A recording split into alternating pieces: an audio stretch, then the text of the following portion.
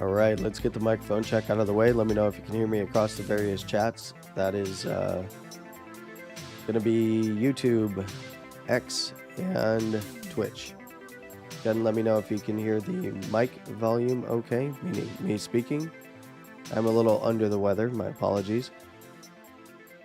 But we are going to get started here very shortly. If you are in the X chat or Twitch chat, I do suggest that you click the link in my profile to head over to the YouTube channel. The plugins for both X and Twitch are a little messed up, so I will not necessarily see your chat messages. You can also just search Landy's Crypto Corner on YouTube as well. All right, we're going to get started in just a moment.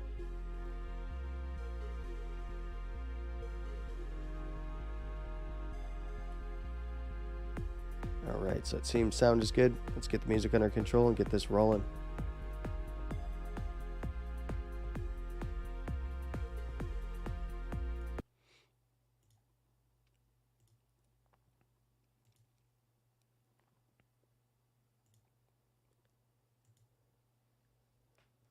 Hello and welcome to Landy's Crypto Corner. Today is March 4th, 2024. And yeah, Bitcoin is nearing the all-time high here. It is in the all-time high zone that we had marked off. That is the first wick high from April of 2021. There at $65,000 or so, $64,900. And then, of course, we have the actual all-time high there at $69,000. Now, we talked about, we previously talked about this move up from the daily perspective as it was. The move off of the weekly here to kick off volatility expansion of the Bollinger Bands at around that 50,800 level. And, it did to be fair, get slightly below there. But once it was regained, swung that area around 50,500. Went back and retested around that 51 to 50,800, depending on your exchange. And then the big breakout was going to occur right above the consolidation here at the September of 2021 weekly swing high. That was the wick high prior to a correction down that then went on to break the all-time high. So, trading, we were trading where on Friday? So we had already regained the monthly close open all-time high zone. And, Bitcoin consolidated on the top side of it and just decided to push right on through. So we do see that BBWP is maxed out here at 100 over 98. This is very typical in strong trending bull markets like this. And, could it cool down? Sure. I do think that as things do cool down, when we do see price volatility cool down, we're going to see residual expansion of the Bollinger Bands here. And if anything, it's going to provide for, maybe shorter term time frame corrections.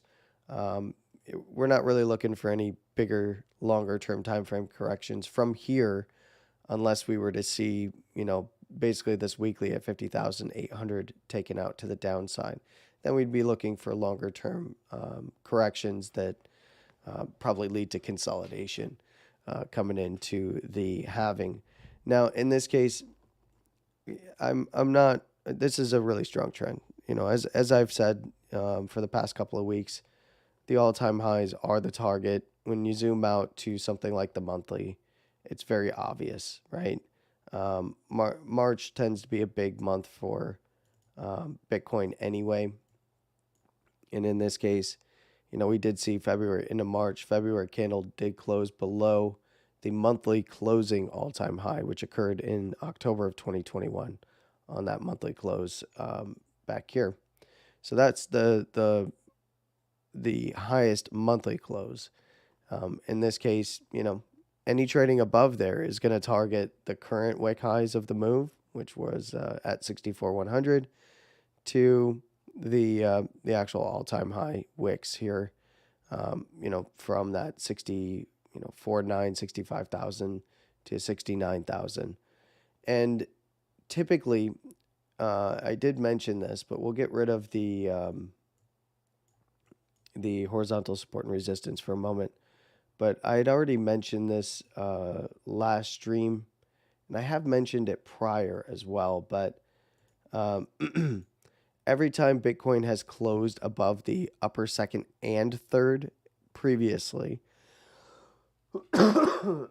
excuse me, again, if you didn't know, I'm a little under the weather right now, so my apologies. But prior to breaking out, when we've seen expansion of the upper second standard deviation or expansion of price action above the upper second standard deviation, in prior markets, we have seen it head back and test the upper first. But, just like last cycle, we saw a double top. That's not typical of Bitcoin. And in this case, we're likely going to see the monthly upper first tagged at some point and tested as support, just at a higher level. Prior it had swung the bear market lower high on a close and then come down and tested the upper first. Now, as the bands get pulled up, this upper first gets pulled up, it can look as though it was tested. It was not, right? It did not close open on a wick. It did close open near it. But we see that the bands are reacting live to price. They are not going to be set in stone for expansion or compression, until we see price close, either above or below. But anytime that we've seen a close above the upper third standard deviation on the monthly, just like back here in November of 2020, Bitcoin has just gone vertical, right? Now, that doesn't mean that it's going to remain true for all cycles. We did see, a close above in 2017, really running up from the 2016 lows. And actually, let's go out to the the index chart here to get a better view of that. So back in 2014 into the 2016 bull market shift, which don't let anybody tell you that this is the bull market, man. It's here. Man, we've been in a bull market since 2023. So about mid 2023, we've been in a bull market. So anybody that's trying to tell you like the bull market's here, no, it's getting close to mania phase. That's all. We've been in a bull market for a while. You guys that are regulars here already know this. But back in 2014, 2015, double bottom down here. We did see the swing of the bear market, lower high and a close, tap on the upper first. But as soon as we started to achieve liftoff, Bitcoin kind of remained in the upper second standard deviation, but then it closed above the upper second and third and broke the all-time high. Came back and retested that upper first. So again, like I was just saying a little bit earlier, do not be surprised if the upper first gets tagged.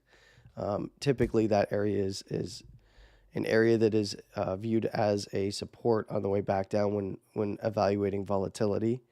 But you can see, close above the upper third, and it's just straight up. A few tags back down to that upper first, upper second zone before finally topping out in 2017.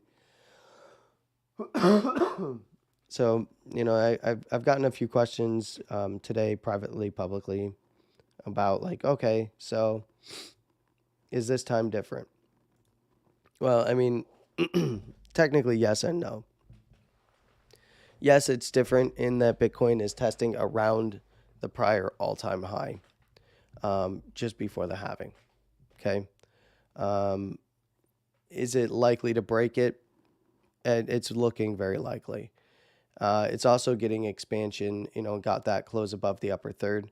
But I would not rule out pullbacks, even if it does swing and make a new all-time high. I wouldn't rule out pullbacks. They're probably going to be very violent. Is there going to be, big drawdowns? Who knows? Maybe from the daily time frame. But we're starting to get into full-on expansion territory in the monthly here. This is also going to bleed over into the 2-month. As we begin to as time marches on here. Now the 2-month, of course, this is the new 2-month candle, so we do have a confirmation BBWP. So price volatility is up over the moving average there.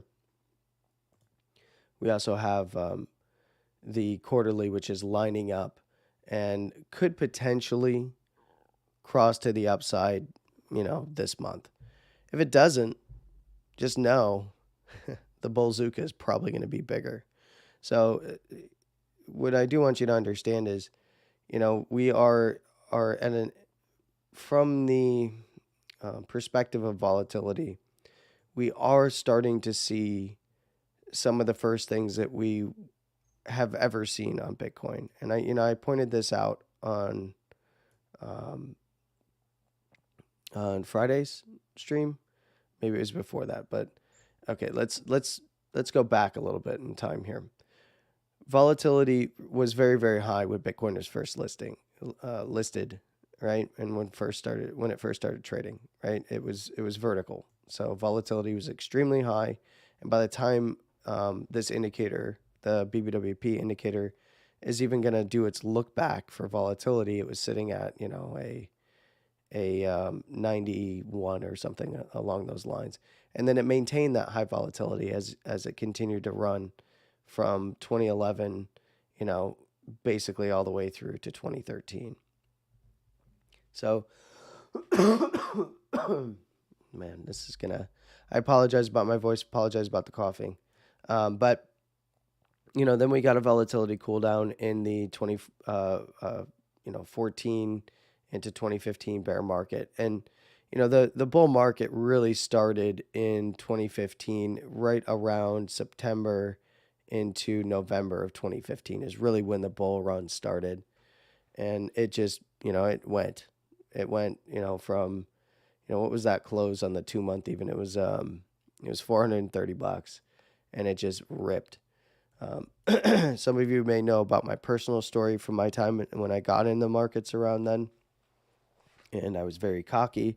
I bet you can see which candle wiped me out on that 2015 into 2016 run. There was it's actually the monthly candle. It was my hubris and cockiness that got me. But have since rebuilt quite well. In this case, what we have seen now from some of these longer term timeframes is that BWP is normalized. So this is, going to be the second, or the first, because we only have one comparable cool down period on the 2-month chart. But we got volatility expansion to the upside. This was the prior bull market in 2021. Some of you were here with me for that. And then we've got now a full-on volatility reset to that region. So we have a basis for volatility expansion on the 2-month. And this is coming from a very low level. And what you got to understand is this level, just for some perspective on the 2-month chart, when this got its first cross back to the upside, it, when did this first cross? It kind of ran into, this is really the first cross. This candle that we're on is the first cross back to the upside. So let's have a little bit of perspective from the 2-month time frame here. The prior volatility tick to the upside, in terms of confirmed cross to the upside over the moving average here, occurred in the 2-month candle starting in July of 2020. And this run went from July of 2020 and before the first major pullback in March of 2021. So we are looking at March as getting, March into, well, when is this candle going to close? This candle is going to close open in the July timeframe. So you got to really, or June timeframe, right? What are we looking at? June. So we're moved back right? June, July. So we're about, where were we? March, May. Yeah. So we are open in March. We're going to close in and open in May, June, July. Yeah. We're looking at this. We're looking at this front running by a 2-month candle, basically, and most of the halving data that's coming out for blocks being mined is putting the actual halving on around 420, which is hilarious. But this volatility reset on the 2-month is very, very intriguing because it's our first confirmed close open data point to compare to a volatility level. So why am I pointing this out? Because we're going to get there on the quarterly soon, and we're going to see a few other things here. So on the quarterly, we're going to see that this volatility level right here that Bitcoin is going to be putting in pretty soon. I do think it's inevitable that it puts in its volatility expansion to the upside here very, very soon, right? So from the quarterly perspective, where would that be? Well, it's going to be on any close this quarter above the upper second standard deviation of the Bollinger Bands, right? So in this case, on the index, that's around 63,000 or so. We're already trading above the quarterly all-time high. It's really just, it's probably going to go flirt with the all-time high, right? We do see that $80,000 is the upper third standard deviation. Quarterly, typically on expansion, typically does get there. But here's the thing. If it does not take out that upper third by the end of this month, which is 80,000, we're just looking to the next quarterly, which means that that's when the real fun starts. Like we could break the all-time high and the real fun hasn't even started yet in terms of volatility expansion. And volatility expansion is going to be the metric that we are going to be using throughout the bull run, throughout the mania phase, throughout, to check all the euphoria, because we still are traders. You want to make money on the movement of price. Whether you're banking that in more Bitcoin or fiat dollars really doesn't matter. You need to make sure you pay yourself just like we were paying ourselves all the way through the bear market.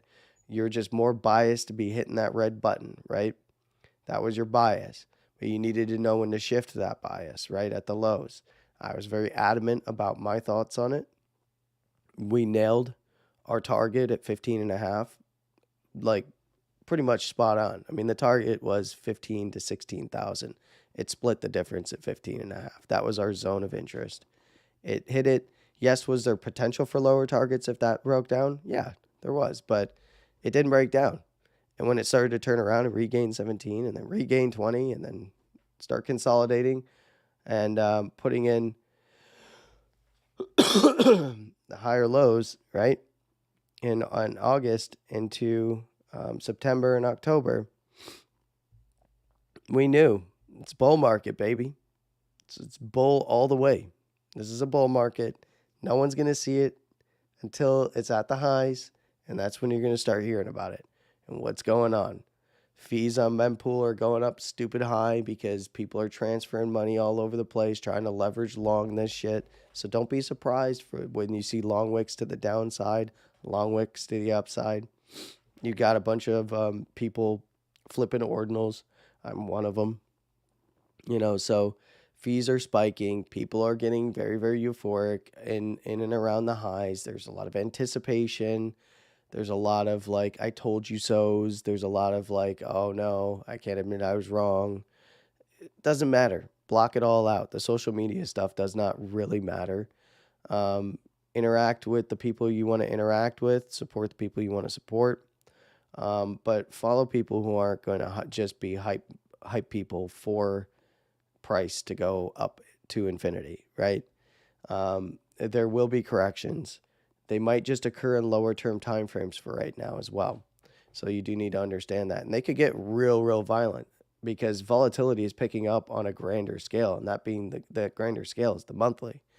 Like we could see violence all the way back down to the upper first, which is at $44,000. That's pure violence. That would wipe out a bunch of people, make a lot of people stupid sad.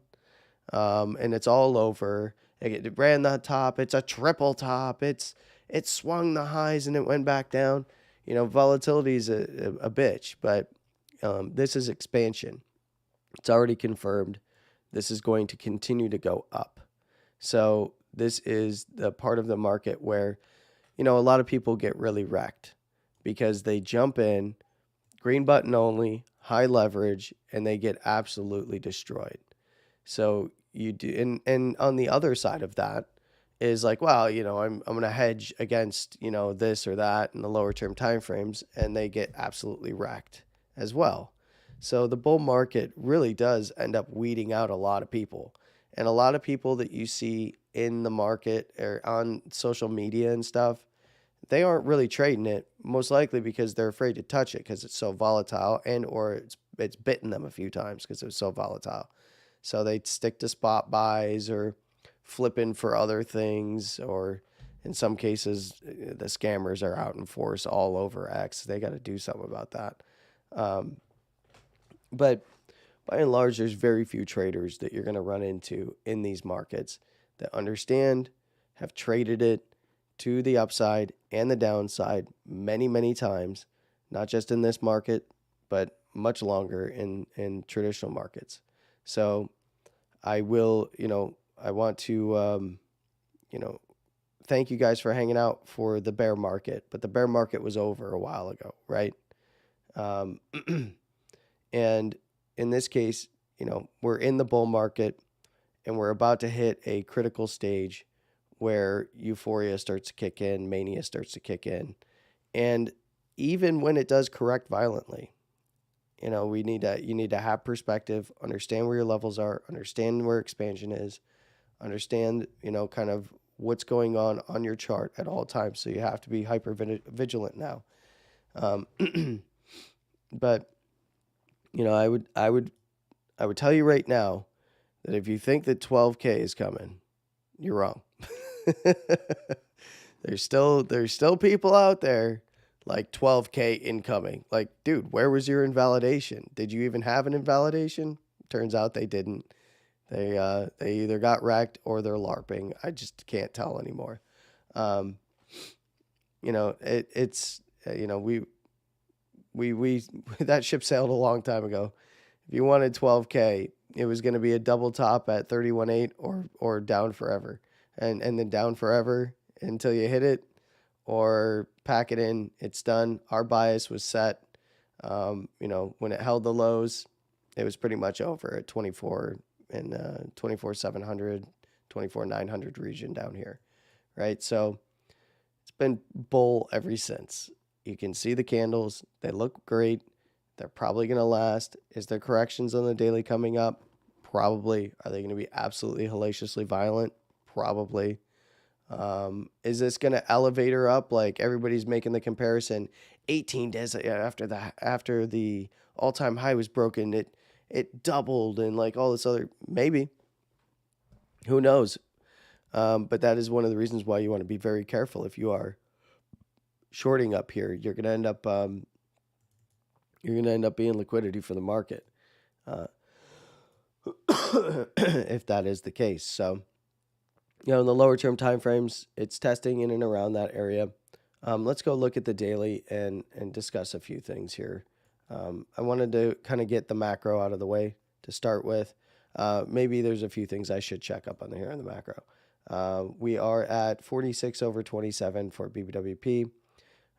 We are at a 41 over 32 on the 2-month. That's not going to close for a little while. More importantly, the quarterly coming into the end of this month. Basically, if we break the all-time high, I'm expecting this to get its cross, not confirmation, but cross this quarter at the end of the month. So it could even close here, and you're probably going to see convergence of the BBWP and the moving average here, this is probably going to be that low for volatility. But more importantly, this would be the first time in Bitcoin's history. Again, we are looking at index here. So this would be the first time in Bitcoin's history that it's gotten a 6-month volatility expansion. So this is price action volatility, or the volatility of price action within the context of the Bollinger Bands. And this would be, closing in and around and above the upper third standard deviation. Bollinger Bands are still populating on Bitcoin. That's how new Bitcoin really is. That's how early we all still are to this. I know the video about the 30-cent Bitcoin was reposted by me and many others, and it's a fun video to go back and watch. And the fact that that website is still alive as a historical artifact is pretty awesome too. But what you really got to pay attention to is that we're going to have increasingly ever expanding volatility on Bitcoin in terms of its volatility range. Not necessarily the volatility metric, but its volatility range is going to be ever expanding to the upside, meaning that the bottom side of Bitcoin's range is only ever going to go up. The floor is only ever going to be raised for those of you in NFT land. Yeah, it is infinite. It is just going to keep going. And this is where I'm going to have a little bit of a conversation. So we're going to go to some of the lower term time frame charts. We're going to take a look at this 15-minute trying to regain the upper first standard deviation as we see a compression again, right around the all-time high zone.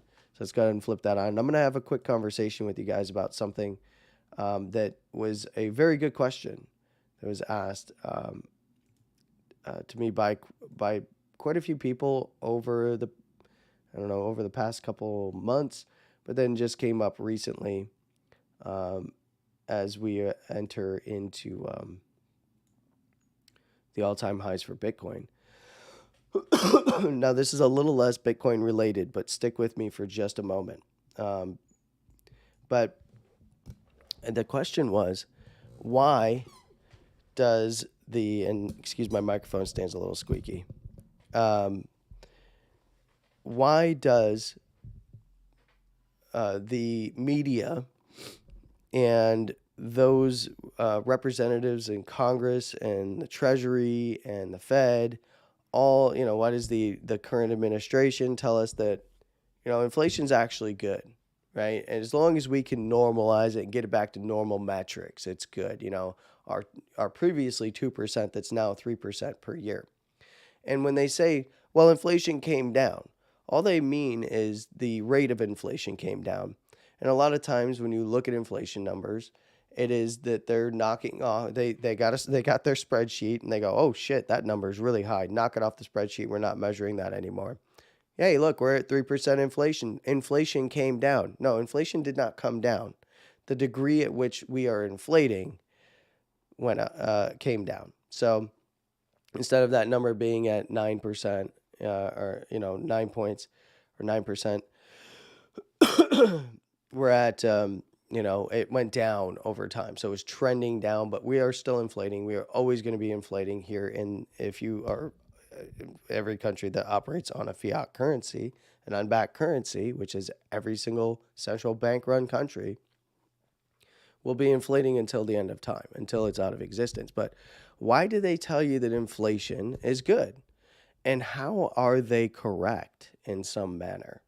Well, they're correct if you are, more well-to-do, and let's say you've got $1 million home, and you took out, you bought this $1 million home in 2018, let's say.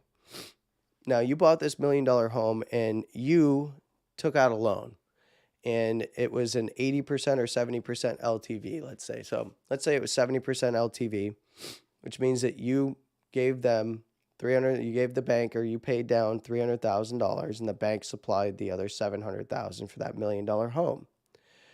Well, what's happening with inflation, and if you're well-to-do and you have, if you have a lot of fiat currency, and you are part of maybe the elite class or just the upper class of societies, well, you get your debt inflated away, which means that you can flip that around and other people will pay your debt. So yes, you have to buy in that same market, but what tends to happen is these things are leveraged, right? You leverage the excess liquidity to do it again. And as long as things continue to inflate, all of your debt will inflate away.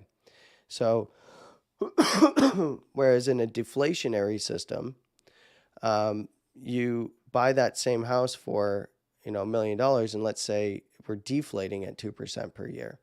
You're actually, your loan is getting more expensive at a rate of 2% per year. So you need to obtain more dollars, which are now harder to get because they're deflating, right? Well, what is the, that's supply demand dynamics, right? So when you can easily inflate debt away. So, we're in the year 2024. If I bought a home in 2018 for $1 million, well, we've inflated that particular market by way more than the inflation metrics that are coming out and that are listed, right? Your 2 and 3%, 5%, 9%. Homes went up, and in some places 30%, right? So you get the asset that holds its value against inflation, because its loans, its underlying debt is deflating in real time. So that house is now worth $1.5 million. There's literally another $500,000 more than the debt owed. So typically what happens is you'll get people that go, okay, well, I can resize up and take money out now, again, or refinance, even if it's at a higher rate, and invest that into something else. And then I can turn around and do something with this property, whatever it might be. A lot of this happens in property. A lot of it happens with debt swaps as well. You can inflate away debt swaps. And that's something that is not going to be the topic that might be a topic for another day, but not something that's relevant to what you guys here are doing and what I'm what I talk about on this particular profile or channel or whatever you want to call it here on social media. But inflating away debt is what they do. Now, you might be thinking, but, I'm debt loaded because, everything got more expensive around me. Well, let's put it this way. If you didn't have property and you had high debt already going into an inflationary period, when they're inflating away a bunch of debt, well, you're on the short end of the stick because you're going to probably end up defaulting, right? That's what and then you become poor and poor. You slip away. Your assets become less and less. You have nothing left to leverage to have your debt inflated away. So, and instead, most of that debt is consumer side debt for people who are not elites, for people who are not upper class and already well-to-do. Most of that debt is going to be in credit cards and high interest loans.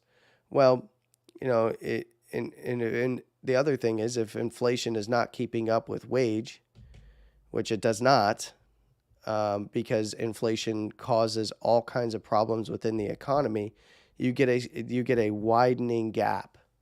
The middle class starts to slide down into poor over and over again. So you get the siphon effect of people from the middle getting siphoned into being poor, and to the upside, people who didn't have that consumer side debt and had assets that are actively being inflated away. They use other people's money then to keep building on top of that at every stage. Well, they can keep building up and they keep getting richer and richer. And that's where you get the separation of rich and poor. And that's why we're all in Bitcoin, right? Because this is the great equalizer. Bitcoin is only ever going to be, deflationary, because first of all, supply is fixed, and the rate at which supply is released is measured through proof of work. You have to literally put work in, not just computational power, energy, electricity, electrical power, manpower, right? And this is only ever going to go up against the dollar forever. As long as there is a computer hooked up and a node running that can access Bitcoin, and even if the network went silent, the Bitcoin's still going to be there, right? It's only ever going to go up forever. So to those of you who may feel like you missed out on the lows, because you did. If you didn't buy the lows, you missed out. 1, you can still trade the price action. 2, wherever you buy Bitcoin, and you get the fiat dollar price that you paid, but you still get Bitcoin in return. And Bitcoin is the valuable asset, and it's going to only become more and more and more scarce. So trust me when I tell you, yeah, there's going to be big corrections coming up in price, however short-lived those might be. The candles are bigger. The chart might not even show how big that correction is, because the rate at which we are moving up, from 64 to, this was a $2,000 move in one go. We were fighting over $500 ranges a little while ago, remember? So, when things get moving, you can trade that price volatility. There's plenty of opportunity to trade that price volatility. Just remember that, unlike in the bear market on the way down and range trading where you can bracket the range, you're a little bit more biased to that green button. But turn that leverage down. You might think that level will hold. It's going to come back and tag this level, and it shoots right through it and hits your liquidation because you are so confident you didn't put in a stop loss. Well, use stop losses, especially in bull markets, because they will save your ass, because the market's going to hunt liquidity, and wherever that liquidity is, it's going to get it, right? It's not one guy. It's not Steve, the market maker. It is the market. Has to slide to wherever the supply or wherever the demand is. And when you have ever shrinking supply, well, that means that the books get thinner and thinner and thinner, which means that price has to move more violently to find supply and demand. And we're about ready to see if this breaks the all-time high. It's a blue sky break. It's a blue sky breakout. Where could things potentially end up? Well, Bitcoin, from this consolidation to this little bit of a breakout. So we'll just go from consolidation to consolidation. We'll go to the low there. We can see that 72,300's on the board at the 1618 up here. Let's go ahead and get rid of these support and resistance levels real quick. 72,400's on the board to around $80,000 is what I would say, at least immediately available, as long as Bitcoin could get above and break out above the highs. Now, do beware of this 70,750 or so at the 1414. From breakout to breakout, you can see it is by the daily upper third. The only way that I would, we got to see the all-time high get ran first, and then see where things settle down or if it just moves through. But in this case, what we're looking for is, Bitcoin to remain above the upper second, get above the 1272. If it can get above that 1414, which at 100% BWP 98, can it do it? Probably got to look to the 2-day, 3-day for potential, meaning that things may go sideways, may violently come up and come back down. But it can stay stuck at 100% for a while. So that's not really the concern here. What you want to be concerned with, or be not concerned with. Who's concerned if you're long in these markets, right? The only place you should be concerned if you're shorting, because that's a pretty risky proposition if you're not just in and out of that trade for a scalp.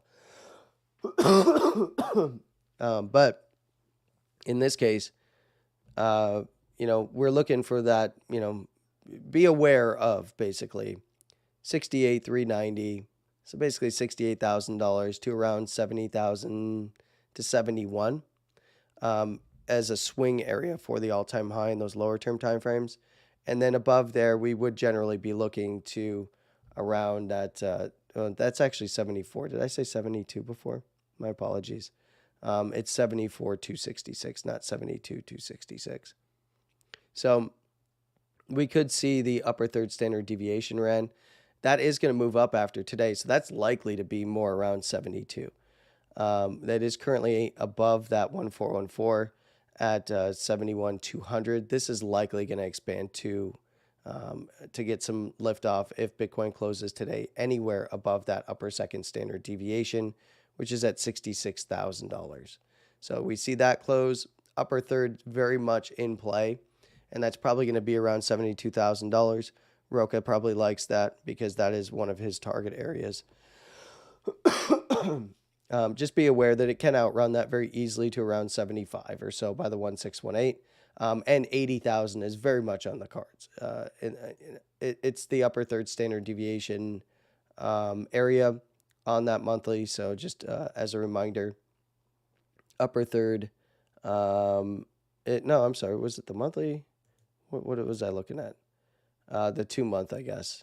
It's a 2-month quarterly. The 2-month and quarterly are right there by the 2 spot around the $80,000 region. So just be aware of that. From this current breakout, if we did see further extensions past the 2 spot, generally speaking, above the 618, look to the 618 to 786 as kind of a range. And then if it starts to break out above there, then we've got 80,000 at the 1888 and the 2 spot there just above 80, coming in at 80,340. So basically, this is looking very much like, Bitcoin would like to complete this move.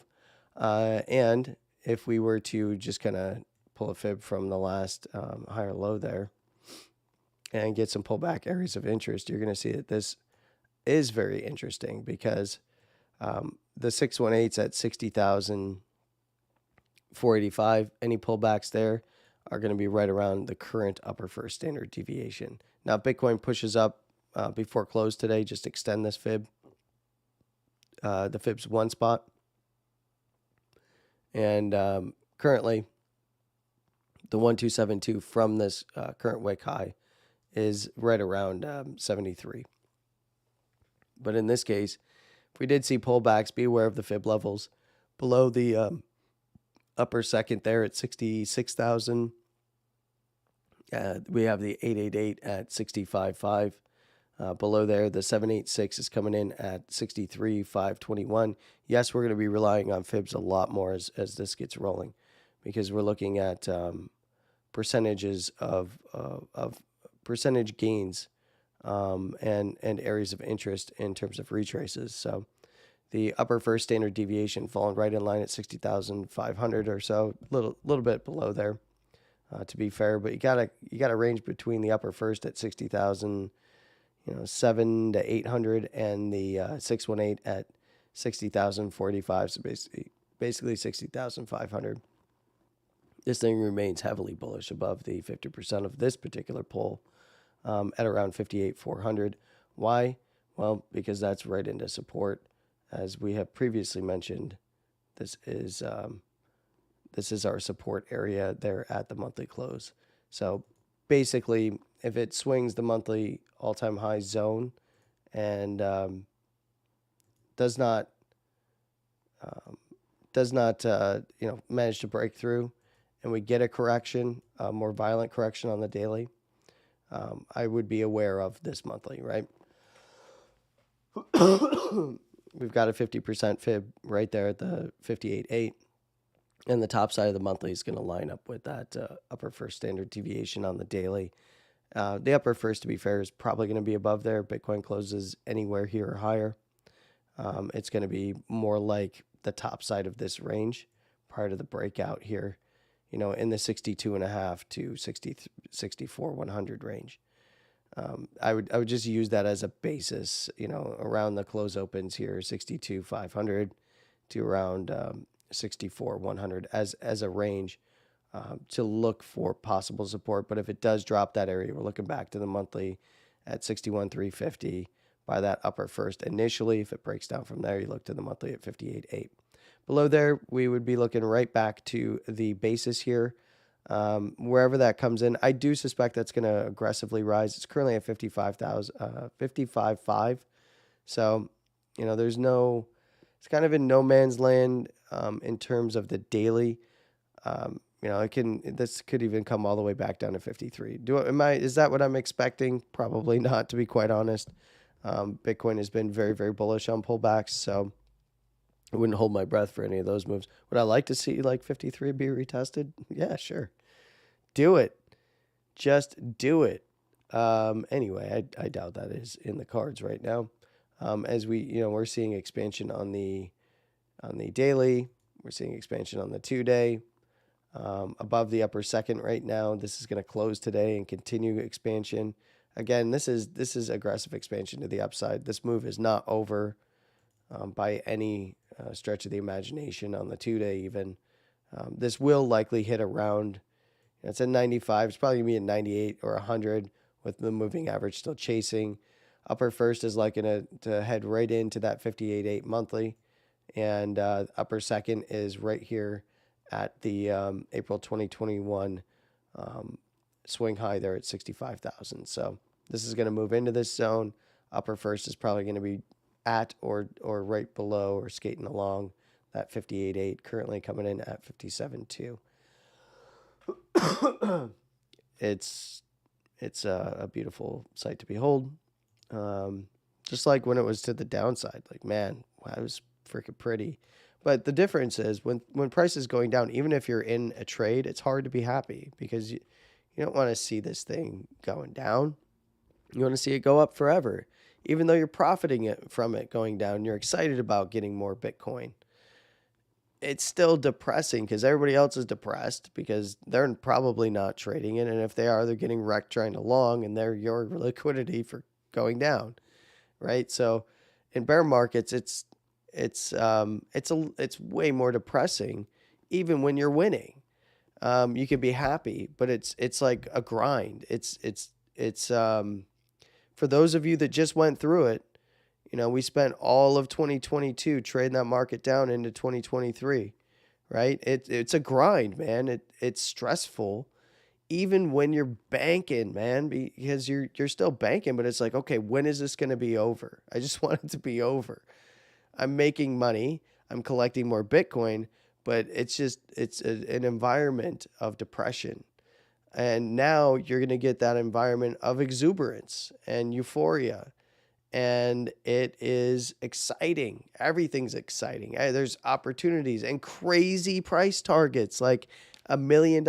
I saw a $5 million price target today, like from a legit, like quote unquote legit, I should say, technical analyst who's like, yeah, this is my target. Like, what? Is the entirety of the financial system going to collapse into Bitcoin like right now? Because if you know something that I don't, please tell me. I do not. I am selling everything then. If that was the case, give me the alpha you got. Who's your inside source, right? And but it's much easier to trade bull markets, but it's also it can lead to a false sense of security that you're going to be positioned fine right here. And you just got to be careful. All right. I know I'm harping on it, but you got to be very careful. Pay yourself regularly. You could still put trades on, be patient, lower the freaking leverage, because if the volatility monster is going to eat you, it's going to eat you on that high leverage. Oh, but I'm only 10x, Landy. Well, 10x you might be able to get away with if you're positioned well and you know how to trade well. You might be able to get away with it. 5x and under is probably going to be the sweet spot. Not financial advice. But if you're still doing 25x trades and you're looking at all these people that are going to post 100 leveraged at 100x, 125x, let me tell you something. Those are my favorite people because the order books like to gravitate to them. So just understand, just like the 125x shorts, order book likes to gravitate to you, buddy, because you're going to turn into a buyer real quick, and then I'm going to sell right into that. All right, so just understand where we are and what's happening, and check yourself. And if you start to feel like you're putting a trade on, and you're just you're not analyzing, you're just going off blind faith, go back and check the chart. Understand that you don't need to risk that much because the market's going to give you the gain if you're right anyway. All right?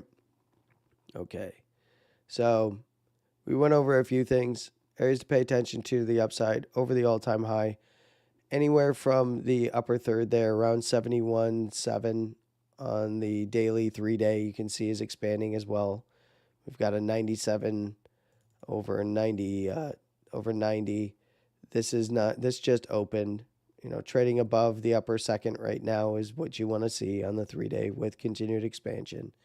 We're looking at this likely, getting somewhere around that 71 to 72 range. Maybe it pulls back from there. Maybe it pushes on through to 75 to 80K. We don't know. Just keep a close eye on it. Don't get your heart set on one number. Just evaluate it live. All right. So below there, you can see the upper first is at $56,000 from the 3-day perspective. That's beautiful. Basis is starting to move up above those monthlies. That's very good.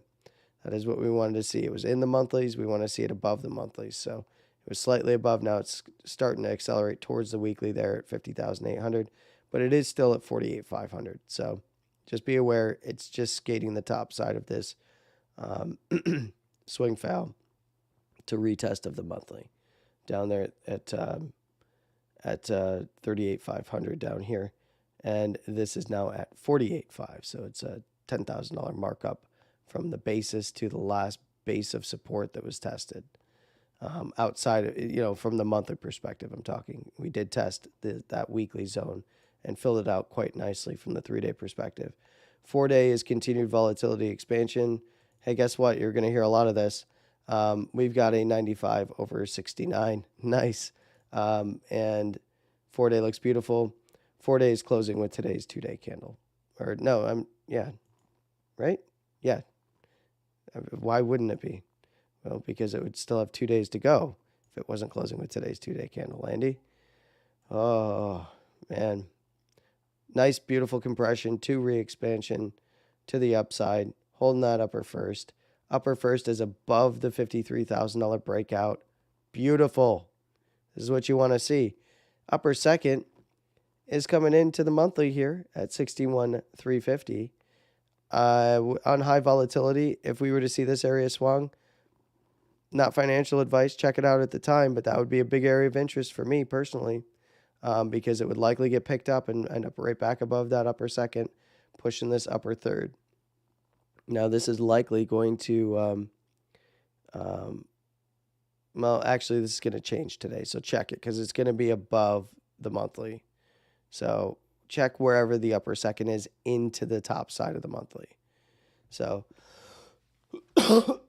for instance, if the upper second ends up at like 63,500 or something, it would be the range that I would look for from the 4-day perspective is 63,500, and the monthly here at 61,350. Starts getting below there, then we're open up possibilities of the upper first getting tagged, and that's all the way back at 53,800, but it is above the prior breakout of that weekly swing high at 53K. Beautiful, beautiful, beautiful thing. On expansion, this is looking great. The Stochastic is all squished down there. We're not even going to look at it today. It's all pinned to the top side across the board, so it doesn't matter. It's all about volatility. Your Stochastic is going to lie to you. Because it can reset very quickly as well with the ranges being so volatile. 5-day, looking beautiful above the upper second. Didn't even tag it yet. I mean, if it went and tagged it right now, I would be a little concerned because the close opens right there at the monthly, that we come down further for consolidation rather than testing that all-time high. Maybe it swings it and then comes back down. But in this case, trading and closing anywhere above the monthly at around 60,500 to that monthly close at 61,350. It's all-time high and higher is the target. Pretty simple. Don't need to overcomplicate it. Another very, very bullish thing, upper first standard deviation is now above the prior breakout. That is what we want to see. Again, across the board, it's just lining up perfectly. And hell, even the basis is coming in down there into those monthlies, well above the prior higher low on the 5-day, and that is at $46,000. The last big monthly area that was rejected. And then, it was a close open right on it before moving on. You see, there was some doubt. I got some doubt from some of you, by the way, about my weekly call here. Why even picking that one out? It's not a major level. Well, it turned out that it sure was. We got a close. We've got 10 days in there and then lift off, right? So it was a big pause. But we're entering that time frame where it's blue sky breakout. So we're going to be using a lot of fibs. We're going to be using lower term time frames to gauge support and resistance. We're going to be relying on the volatility of the Bollinger Bands and where they are placed as well. And this is where the fun begins in technical analysis. For those of you that have been playing level to level with me, you got to play level to level, most of you, on the way up last market, because you probably found me because I was the one saying that this is going to come down into a Wyckoff reaccumulation. I said this is distribution at $65,000. When it hit $65,000, I said Bitcoin is going into distribution when it breaks this low. If it breaks the low, it's confirmed distribution. We're looking much lower, but I would be looking for a reaccumulation if it can hold certain levels. It did. Many of you were with me watching my stuff in a private group when this YouTube and everything else was literally marked private. I had to invite you to my stream. It's not paid, just friends, hanging out, talking shop, discussing the markets. Well, now it's public. So, many of those videos, unfortunately, are still marked as private. There's a lot of personal conversations on there as well, so they're not going public. But, we talked about all that stuff on the way down. We got to play level by level, right? There were supports. And then we got to play it all the way back up on the resistances to the double top at 69K. We got to play it level by level both ways, like a mini bear into a bull, blow off top. And then we got to play level by level back to the downside with every support in the bear market, and then play the resistances to the upside. And it was very structured, very easy, very clear. And what you're going to start getting into now, and the first time that you're going to experience if you've been hanging out with me for any extended period of time, is the blue sky breakout. The blue sky breakout is the one that you want to be here for, because you'll learn a ton about how volatility works. You're going to learn a ton about how to weave that volatility into the different lower term time frame support and resistance areas, and the infinite bid. Yes, the infinite bid. We haven't seen it yet. When we do, you do not want to be on the short side of that trade. So I'm going to end things there. Open it up to the chats if you got to say anything or want to say anything. If you have any questions, go ahead and let me know. I don't know if this chat is, yeah, I can't see the X chat. Sorry guys, if you're in there. I see people in there. If you want to chat, if you have any questions, head on over to my X profile, my main profile. My YouTube link is there, and I am watching the chat there. Same for Twitch. Twitch chat is just straight up broken half the time for me. So if you're on Twitch, head over to YouTube, hang out with me there. Now, when X does integrate chat support into the actual streaming software, so like the API can pull it, but it doesn't pull it right. Like, and Elon's messing with the API constantly, so the chat doesn't really pull correctly. And I'm not happy with their bit rate for streaming there, so I'm also using YouTube primarily for that. But when they do sort things out on the API side, I will have chat for X running, and then that's probably going to be primarily the main stream. I'll still stream it to YouTube. I'll still stream things to Twitch for anybody that wants to join, but that's probably the main chat I will be watching. Remains to be seen, but I'll let you know when that happens.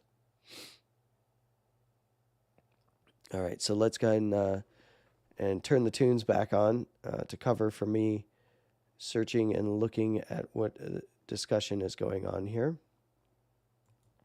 I'm assuming it's all above board and no one's in there shilling bullshit. I'm just kidding.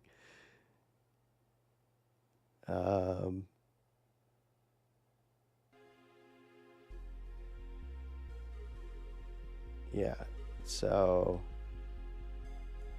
all right. Hey, Spin, how you doing? Bobby, hello. Roka, hello. Jedi, Sam, Don is here as well. Hello to you guys. Yeah, and that's it for people chatting. I see quite a lot of other people watching, but I suspect that you're from some of the other streams going. And again, apologies, as I was just saying, I can't readily see your chat right now. I can only really see the YouTube chat. But yeah, so let's see what you guys are talking about.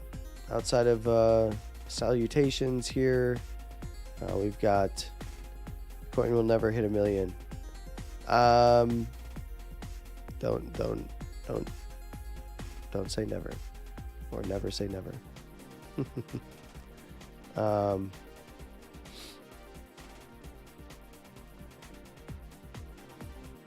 That's not when the last block is, but yeah.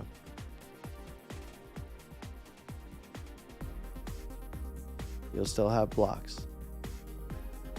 But yes, Bitcoin will hit 1 million. It's just a matter of when. What's your time horizon? There's people who genuinely believe it's this cycle, but to their credit, the people who genuinely believe that it'll be this cycle, look, on the upper end of things, I would not be surprised if Bitcoin hit like $250,000, $350,000. Okay, now this is not TA, this is speculation, this is opinion. You know, initially looking for six-figure Bitcoin in the low six figures, you know, 100 to 125 or $30,000, right? We've talked about this. But what you need to understand is if Bitcoin this cycle, whatever cycle you think we're in, whether it's a 4-year cycle, which, hey, the halving hasn't even come up. It's already pushing the highs. You might be thinking, well, it pushed the highs in 2019. It did. Push the closing highs. Did not push the all-time high. It pushed, this was something that I didn't have to bring up to you guys because it moved through. Bitcoin pushed the closing highs in 2017, not the all-time high. So when you look back here, scroll back in time. We're still in, there we go. Let's go back to when I watched a whole bunch of people get wrecked because they thought this was a black swan and it couldn't go down. Okay, let's look at the all-time high. This got nowhere near the all-time high in 2019. The other thing is, okay, so calling me a liar, you straight up, he said, okay, he's calling me a liar because he's like, you said you couldn't see the chat. I went over to check to see if anybody was going to move over to the YouTube, but I have to manually check. That's what I'm saying. I'm not a liar. I can see your chat there, but I have to go and switch screens manually. It's just easier if everybody's in one place. All right. When you look at the weekly downtrend, popped up, failed at the wick highs or the swing high, and then dumped out. Once it broke that low on the daily, on the week, from the weekly perspective, once it broke the weekly wick low, you knew it was going to go down. First of all, this is a downtrend. So anybody that was surprised by any of this when it rejected at 10,500, you're a fool. And calling that a black swan is just beyond me. Because recall that in 2020, this lower high came in February, okay, early February into late February, okay? It was still hanging around there in February. Oh, it was a black swan, nobody. Well, here's the thing. Best case scenario, it was going to try to put in a higher low and then work its way out. But the fact of the matter is it was failing at the swing high here at 10,500. So this is nothing, what we're seeing now is nothing like what was happening in 2017. This was not a black swan either. This was a downtrend that everybody was drawing as a bull flag, a bull pennant, a this, a that. It's going to moon from here. Here's my measured move. Well, it faked out to the upside and then dumped out to the bottom side. And then it came up and it swung that same freaking area. And all those same people that were so confident that this play was going to happen and result in this move over here in 2020, in late 2020, all those same people right there on that bull flag, well, guess what they were doing? When it came back up and triple tapped that level that it failed at before the dump off in 2020, they didn't buy. They didn't buy. I was there. I saw. They can't hide. I might have a different account on Twitter now or x.com because I got freaking banned on multiple accounts since then, but that's because I'm a bit of a troll when it comes to politics, but that's why I was banned. And no, I'm not going to tell you what my old handle was. Some people that actually follow me know exactly who I am and who I was on social media. But we're going to remain down here in the low follow count and just hang out and be cool, be chill, listen to beats, be sick, talk on a microphone even though you're sick, and just hang with buddies who are talking about ordinals. You know what? I've got some of my miners with Filter Crew, so I feel good in knowing that I'm supporting Filter Crew. I'm all right. Some of my mining is with that pool. And with Ocean, by the way. So I am with Ocean. It's not just a pool, it's the ocean. So I'm templated and filtered up on one side, But yeah, I'm totally a degen on the other, because I'm trading ordinals as well. And thanks for pulling me into that one. But yeah, I mean, usually I just degen out on shit coins, but ordinals are kind of fun too. And messing around with Bitcoin blockchain is fun, even if it might come to a horrible end if anything changes with mempool policy through templating on Bitcoin Core, which, you know, just understand that is a possibility. So, but that also means that anything that was locked in previously,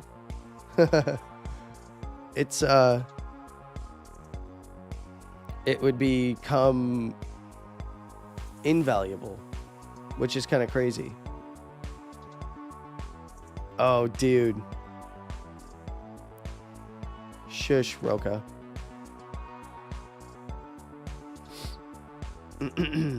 Shush you.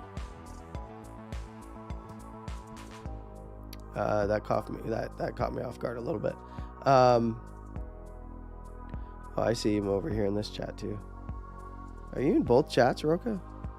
Oh no, it's pulling doubles. Nice.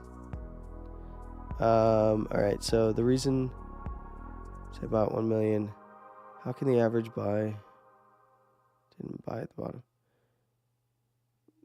What you gotta understand is, Sam, they're still going to be able to buy Bitcoin. It's still going to be purchasable at $1 million a coin. It's just very scarce and very valuable. So you're going to get Satoshis at that point. That's all. And Roka, that one is not me, but you might be able to pick out which one I am. You might be able to figure out what other account I run. You know, it would be funny if that account starts all of a sudden interacting with my account a lot. That'd be pretty crazy, huh? I'm going to hang that one out there specifically for Roka and Bobby.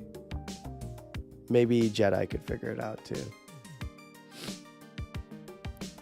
In terms of people who are in this current chat that have known me the longest. Look, Sam, Bitcoin can totally go to $1 million. Fiat currency is devaluing at a pace that is only getting faster, right? Even if the United States government declares default and defaults their entire debt, they then have to move into a new system. So that means that they'd be defaulting on their debt to other countries as well. You better move into a new system, or everybody agrees to default and the central banking system has to take it, and then they default. I mean, they're already trying to do that and move us into a new system. What you got to understand about CBDCs is they want to roll us into CBDCs so that they can default the entire fiat system in favor of this new system, and then just tag whatever they feel like in terms of debt, right? As they fund the new system, they can say like, oh, well, because this system is more valuable, we can then use this system to pay off the old debt because it's more valuable, because it has more intrinsic value. Now we use that to pay off the old debt. So that's why they want to move over to CBDC. So if you understand how debt works, then it's very obvious why they want to move over to CBDCs, because they can fund it and they can keep it very scarce at first, which makes it very, very valuable versus the current version of the US dollar, for instance. The CBDC could be pegged at it, but it could also be very valuable on the books. And then as you move it over, you're literally siphoning the debt to zero. You're by inflating the CBDC instead. So it's literally a zero debt scenario. So you inflate the CBDC and fund it with the debt from the current system. Therefore, you have no debt anymore. That's not, you don't ledger it as debt.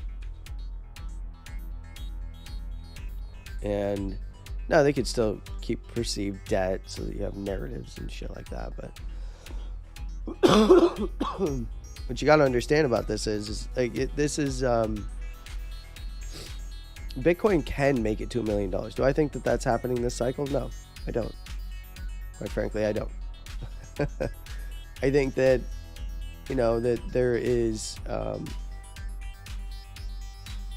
plenty of people that are going to want to take profit.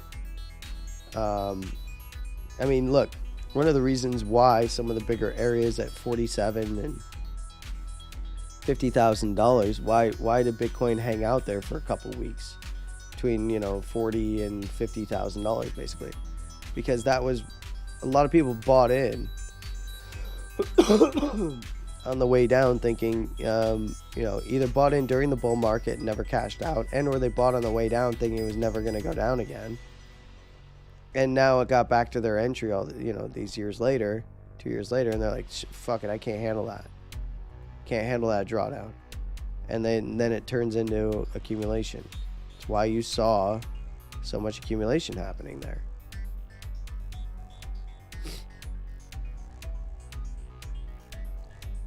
And, sometimes it's rotation into other things. Maybe you got whales rotating. No, you would need Bitcoin to rotate into ordinals. Maybe they're going to rotate into their favorite, XRP. How's that rotation been going? I mean, in US dollar terms, it's been doing great. It will continue to trade up. But Bitcoin terms, goodbye. I just described somebody in the chat, as Cheryl says. Yep. Cheryl says, I bought at 54K and never sold 2 years ago. You're finally back in profit, baby. I hope you averaged down your purchase, right? Because that was the point of being in the bear market. You average that purchase down.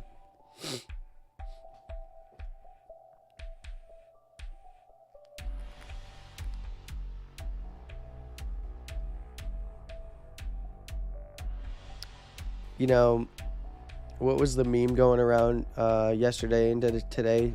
The Chad trader took out 20 credit cards, pays minimum payment, invests all the takes cash out on the cards, invests it all into Bitcoin. Meanwhile, the other guy, it's like, I took out this amount from my credit card, $25,000, and I bought 5% return yield bonds. It's like, looking forward to my $600 payout. Meanwhile, guys like up like 20, 40 grand or something already. It's a meme, but still freaking hilarious. Okay, yes, you averaged down. Yeah. And look, I averaged up because I've been in these markets a long time. I averaged up on the lows. I didn't sell a ton of Bitcoin last run. I sold Bitcoin, trust me. I realized profits, but I traded the moves. And so this is the way that I do it, even now. I traded the moves, and I still trade the moves. This is not financial advice, but when I take profit, half goes to me, half goes to cold storage. I trade BTC pairs, not USD pairs or USDT or USDC pairs. I trade for more Bitcoin, right? If I am in a scenario where I'm trading against a fiat pair, like USD or USDT or C, I will take that immediately, no matter what the price is. If I'm taking profit in those dollars, typically it's because I'm at a level that I think it's going to pull back from. So then I wait a little bit, and then I use that and I purchase Bitcoin. Half goes to cold storage, half goes to me to continue, growing my trading accounts. So, and when you've been in the markets for a while, Cheryl, you will average up. So the next bear market, you're probably going to be averaging up. Okay. I would not, You know, I think that we are in a very, very big structure for Bitcoin, much bigger than many people think, and that we are in a macro compression still. I actually disagree with some of the people that I even follow, and typically you'll see me repost and agree with. I think that we are in a sideways and up compression, and I do think that that it's not unrealistic that Bitcoin could hit 250 to 350,000. But what's more realistic and probably more attainable is 100 to 130,000 to start looking. Maybe then we start working our way up to 150. I got this question: could 72 to 75 be a top? Well, yeah, but I'm not looking for a longer term top on this move and then we go into a bear market. That's not the first thing I'd be looking for. No, absolutely not. Could there be a top on the daily? Could there be a top on the weekly and then reaccumulation? Sure, yeah, absolutely. Move up a level and then accumulate. Move up a level and then reaccumulate. I mean, that could very much happen. But why are you asking that question? Oh, because you're saying that you'd seen people saying that in the 70 to 80K region, Bitcoin will top out again for a triple top.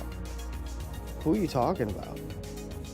I mean, is it possible? Like, yeah, anything's possible. It could go to zero tomorrow. That is also possible. And it could go to $1 million tomorrow. That is also possible. I mean, the amount of liquidity that it would have to suck up to do that would be incredible. So something big would have to break in order to do that tomorrow. But you understand my point. I mean, okay, so this one says, what if the government were to seize the assets of the ETF in some sort of a scenario like that? It would go up. It's more scarce.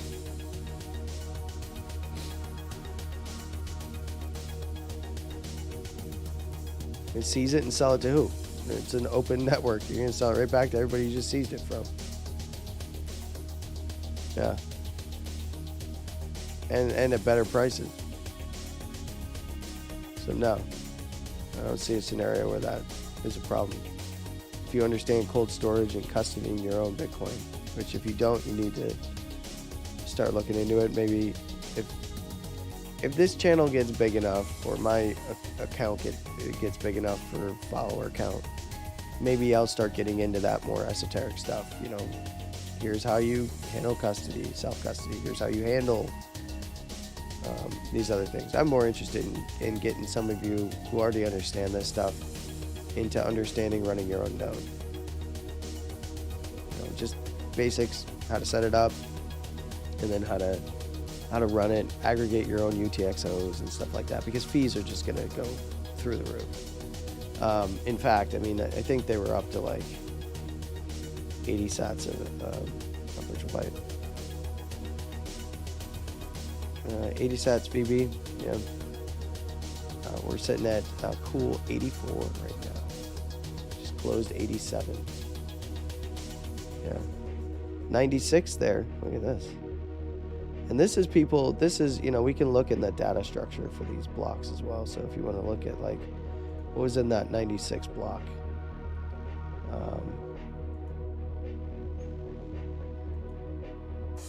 Oops, not that particular transaction. That was, but what you just saw was a UTXO aggregation. Let's see how much of this was actually inscription data. Very little. So what you got here is, do we have any pay for child, pay for parent, accelerated? You got any accelerated? Oh, no accelerated. Interesting. Yeah. Is there any coin joins? Nope. Consolidations. So yeah, a lot of consolidations on this block. Probably a lot of batch payments. Yeah, a lot of batch payments going on. So basically, what this block is telling us, by the way, is that most of this was We can audit the block, by the way, if you just want to see the block in a little bit bigger. And just by itself, you can audit the block. You can see that the median fee was 96 sats. And then we had a fee span all the way up to 53,741. So that's a lot of your aggregate blocks here. So yeah, we got 132 sats. Got yeah, most of these are gonna be 132s, and that's because they're consolidation, and we've got lots of little batch payments. What most of this is people sending their coin to exchanges to lever up. And even in the upcoming block, you can take a look here, and you can see that there's probably a fair amount of taproot shit going on in this block. There is, but it's not necessarily inscription related. You can click inscriptions. Oh no, the degens are back on this block, that's for sure.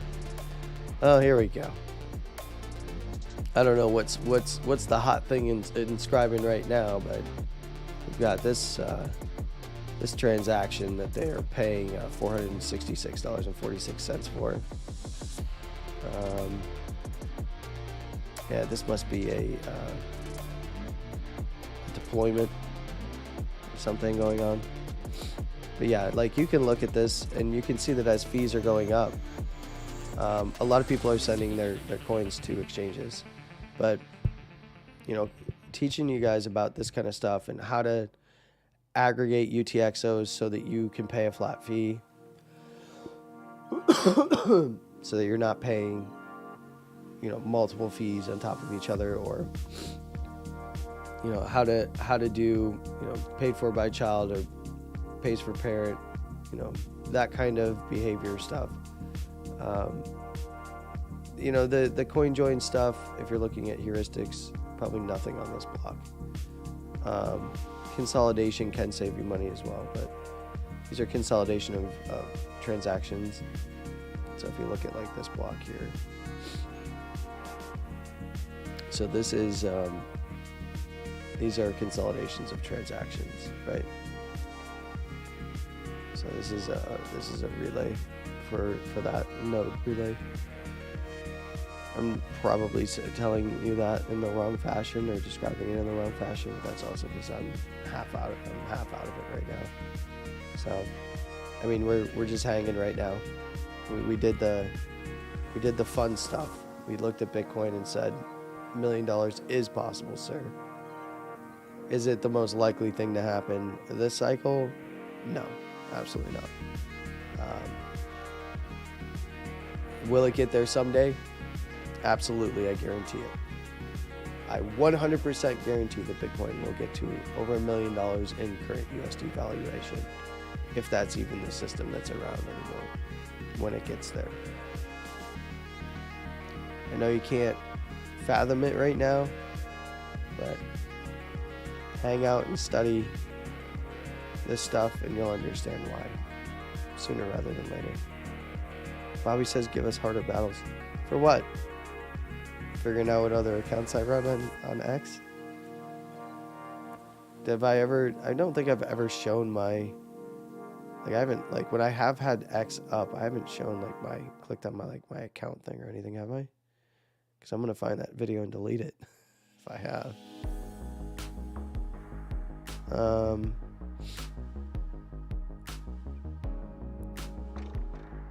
So trade Sol BTC or stablecoin paid. Sorry, missed it.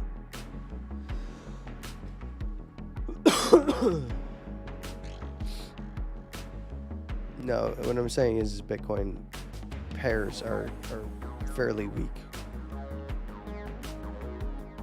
So things paired against Bitcoin are fairly weak.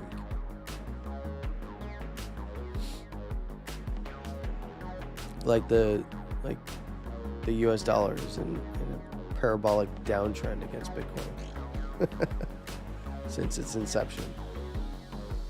And the rate of change will increase over time. That's why I'm saying I think that Bitcoin is actually in a sideways and up consolidation on the macro time frames. We're talking higher time frame than the 3 month. We're talking 6 month yearly. think it's in a sideways and up consolidation, yes.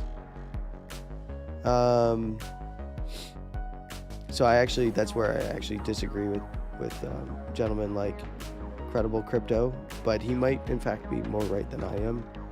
But where I would most likely be right is the areas that he'll probably project to correct back to are probably going to be the areas on the volatility levels that I'd be looking for, which in a way we'd both be saying the same thing, but I think he's calling for like a 5-year bear market or something, where I'd be looking for a still continuing sideways and up consolidation in the macro. When Batman? I don't know.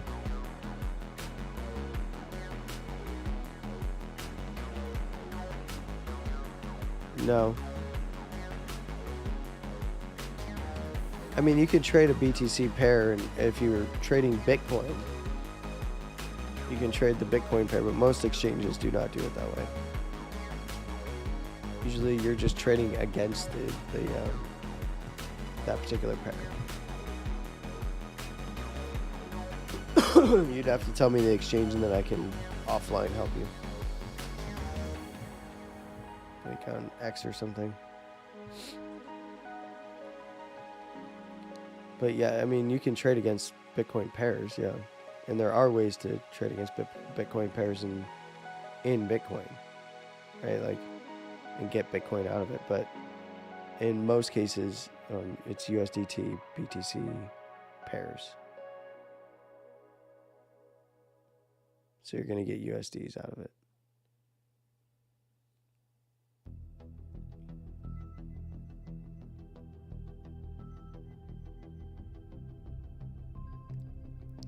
If you're on spot margin,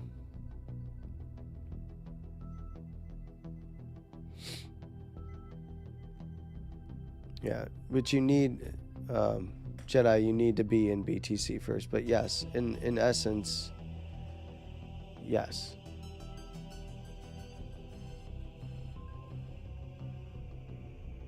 You just trade BTC USD. Look, if you're looking to accumulate Bitcoin, your exchange probably has Bitcoin. You do have to understand that your profit and loss is tied to the price of Bitcoin directly when you trade inverse, or you're trading for more Bitcoin. So if you're trading Bitcoin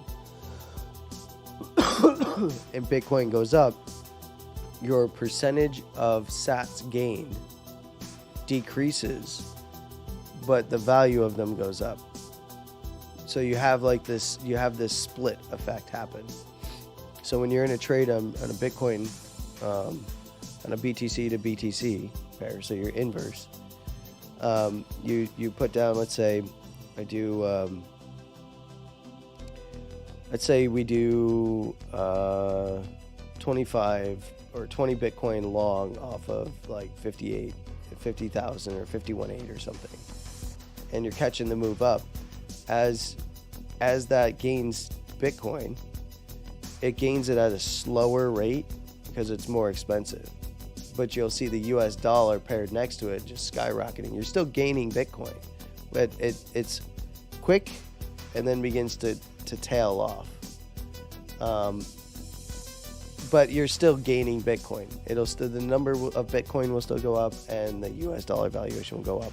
That also means that if it starts to go against you, the number of Bitcoin that you are losing on the losing side of that trade will decrease slightly, and the value at which, the US dollar value at which it is losing, will slow as well.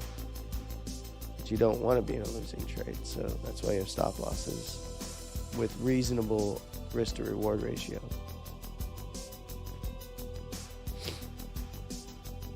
But yeah, so you gain a lot more Bitcoin a lot faster shorting, which is why there's so many people who love the bear markets. Because you can just hoover up the sats on the way down, and you're getting paid for it.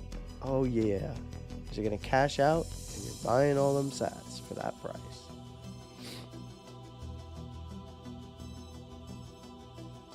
Just understand that what I was just describing is an active trade. It's simple to think about. If you traded it from 51.8 to, let's say you're cashing out a bit at 67,600 or whatever right now, then essentially what you're looking for is, I'm on the weekly, we should probably go to lower term time frames because that 15-minute was looking to expand back up. Didn't quite get a deep compression. I was just riding that upper first and upper second zone up. But basically, you know, what you're essentially looking at is, you know,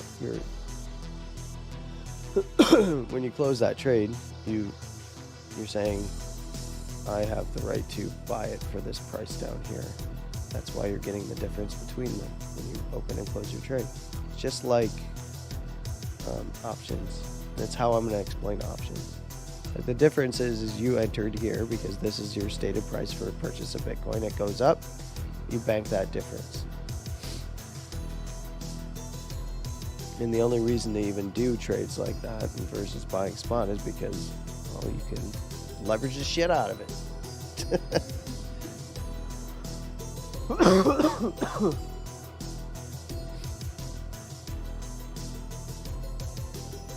It also gives you options to position in many different ways. Like right now, the position that shorts have been in is doggy style.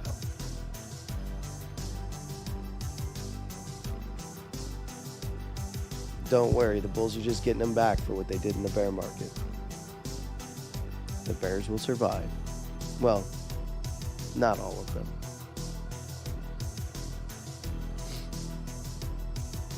Yeah, I would love to go back and get Bitcoin at $1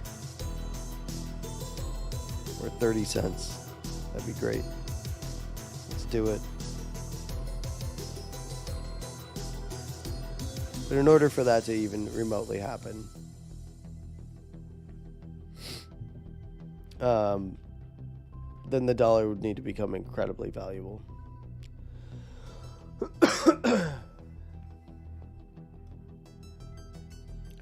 Like 67,640 times more valuable. I don't see that happening anytime soon.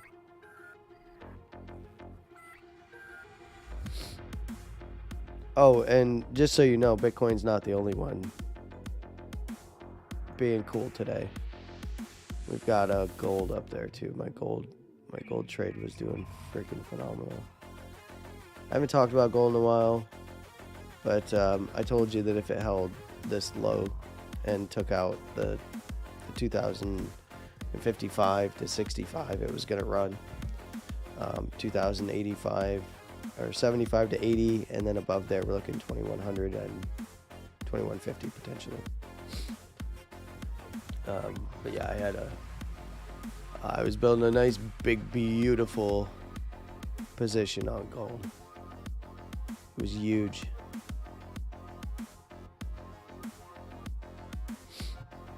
I might actually let the options expire if it keeps running and take delivery. See if I can take delivery of that gold. And then I'm going to make some golden shoes that say Bitcoin on them.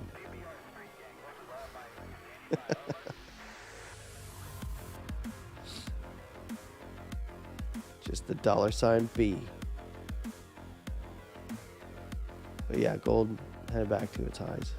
So it's got some ground to make up and some volume to rip through.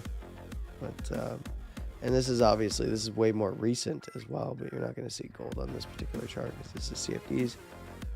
But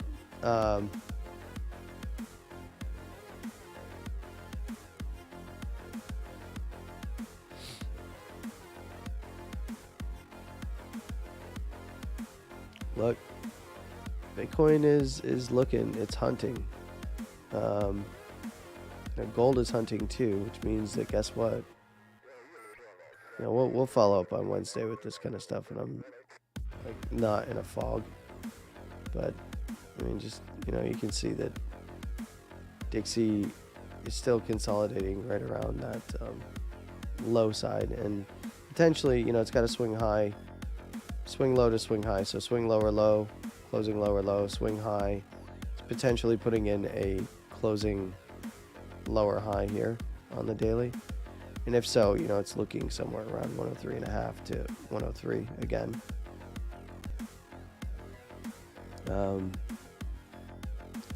It's potentially lining up for a little bit of a reversal there on momentum if it can hold the lows, though.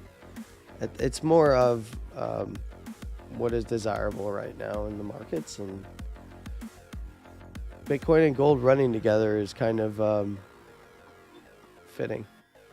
As Bitcoin, hanging around 67.7, almost the all-time high here. Excuse me. But yeah, I need to go lay down or get some tea or something. As an American, I drink coffee typically, but my throat is killing me.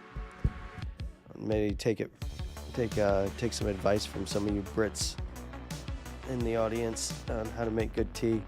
I don't know, maybe some of you other guys know how to make good tea as well, but I thought the British had that on lock.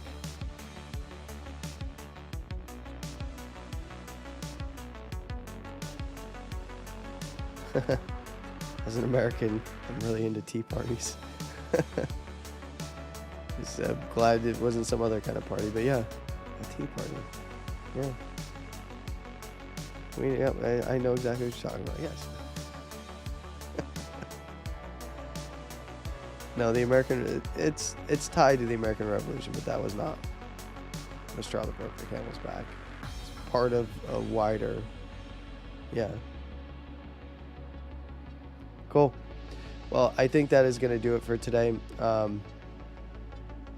was kind of hoping maybe degens would start pushing this up into the actual all-time high. I was hoping if they were going to do it, it'd be the last hour of the session, or maybe slightly after for the New York session, because it's about ready to close here at in about 20 minutes for the New York session. A little bit more than 20 minutes, 22 minutes. Yeah, I'm watching the clock, sir. Uh-huh. Nope, same rules apply for gold. I took some profits. I paid myself. You gotta realize the profits. But yeah.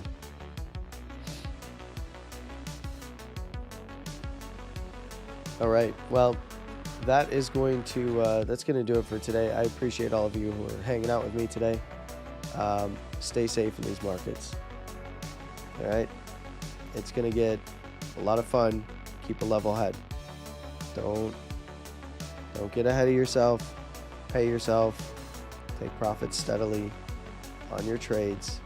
If you want to roll those profits into more Bitcoin or something else, do whatever you think is good for you. But you're gonna feel it, even if you're experienced. Even I will feel it. You get that little bit of yes, you get that itch of it's finally happening. And it's even though you see it in the bear market, it's oh. But in the bull market, it's finally. Even though you're trading it, like I said earlier, in the bear market, it's depressing. Even though you're making a bunch of money, maybe you're even increasing your net worth in some cases. But it's a grind. It's just depressing grind. It feels like work. And in bull markets, I've been pretty chill for quite a while, huh? For those of you that have been here since the higher low, it's all been chill talk from Landy, because it is easy going. You can ride it up, and as long as you're not being insane with euphoria and number go up, you're gonna do just fine. Just be logical and keep yourself in check, and know when you're getting out of check, and go to somebody and have them check you. It's okay. But yeah, thanks for hanging out with me. I will, hopefully, I will have a video up for you tomorrow, especially if we do see the all-time high ran and higher or something. That would be awesome. Of course, that would be a pre-recorded video tomorrow, Tuesday. But it's really going to depend on how I feel. So if you don't see one, I will hopefully let you know if there's going to not be one on X typically. So thanks for chilling with me. Have a good one, and I wish you many gains. And until next time, Landy out.